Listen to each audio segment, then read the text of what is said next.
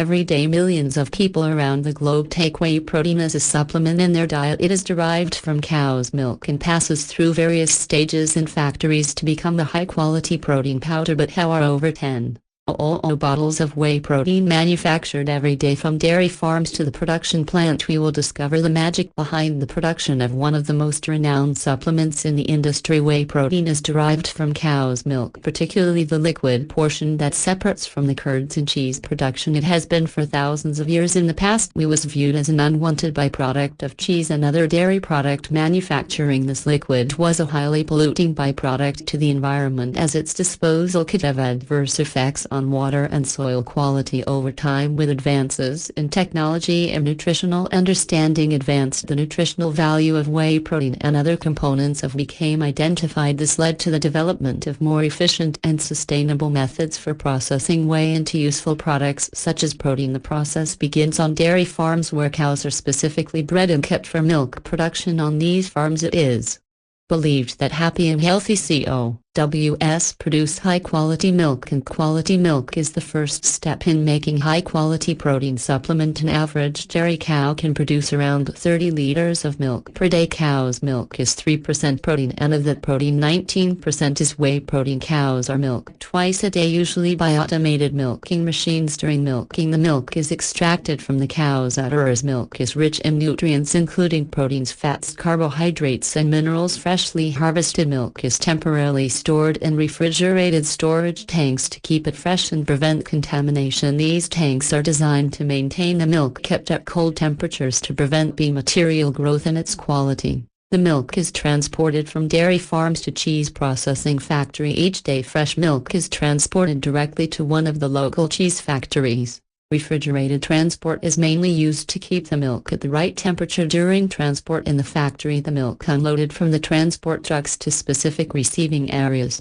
Quality check of the milk done carried out in order to be satisfactory on the set standards for one to move and continue with its processing process. This new extract at the plant factory is kept in cooling tank storage until when they are to be used to produce pasteurized. First, check the quality and freshness of the milk. Must not be poor in its freshness and should also fulfill the food safety criteria. The milk is sucked in from the storage tanks into a pipeline into the heater and the heater.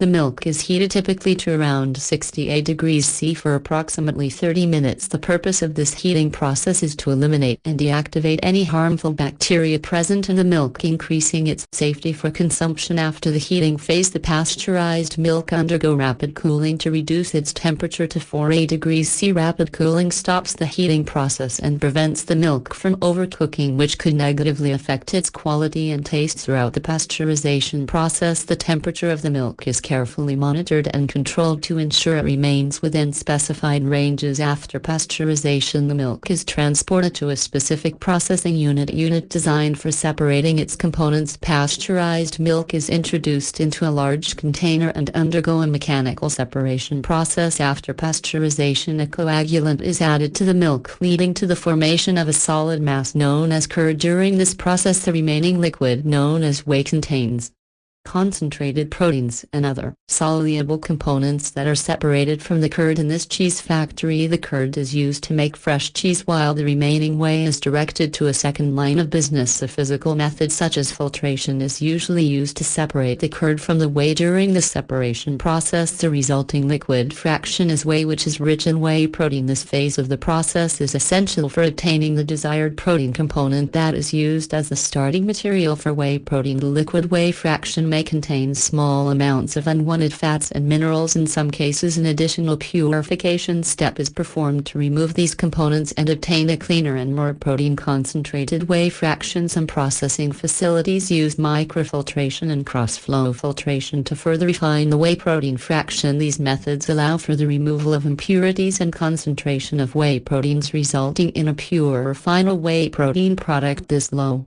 temperature natural process the protein from fats and lactose, resulting in a finished product that is extremely rich in protein and contains important nutrients. The result of this step is a highly concentrated liquid whey fraction with minimal fat, carbohydrates and other unwanted components. After filtration, the whey is subjected to the evaporation process. The whey is introduced into industrial evaporators designed to remove excess water from the liquid fraction. The evaporation process is conducted at a controlled temperature so not to denature the proteins present in the whey. Temperature could fluctuate but is typically maintained relatively low to maintain protein quality. Evaporation is a controlled process that slowly removes water from the liquid W fraction. In this process, water vaporizes and turns into vapor, while proteins and other solids stay concentrated when most of the water has been removed from the mixture.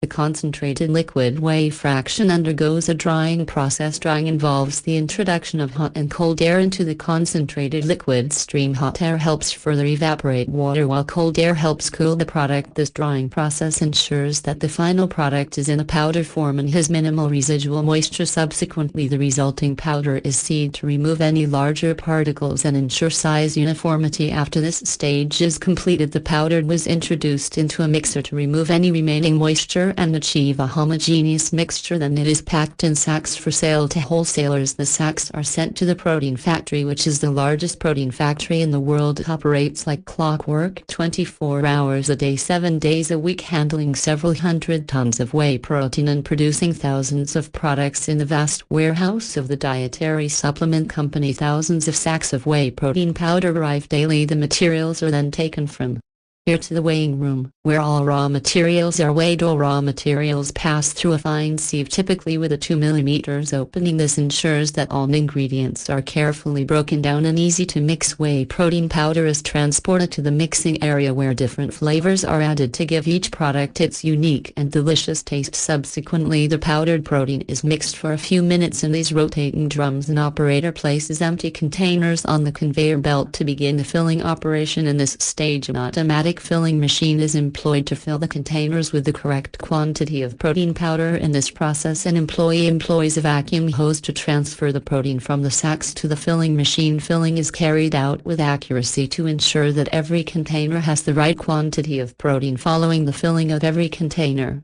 undergoes a weighing process to ascertain that it contains the right amount of whey protein powder. The containers advance along the conveyor belt to the next stage, where another worker places a measuring spoon in each container and properly closes the corresponding lid. Visual quality control is performed to ensure that the product looks correct and that there are no visible contaminants. Each container is labeled with important information such as the product's name, nutritional information, usage instructions, expiration date and batch number. Once the labeling process is finished, an employee puts a plastic ring into the lid of each container. After the containers are sent to a heat sealing machine that seals the plastic rings with heat, making a tight and precise seal. The filled and checked containers are put in boxes for ease of transportation and distribution. If you like to know how Kit Kat chocolate is made, watch the video on your screen and please like the video if you liked it and share it with someone who might be interested. Also subscribe to this channel by activating the notifications to continue learning. Thanks for watching.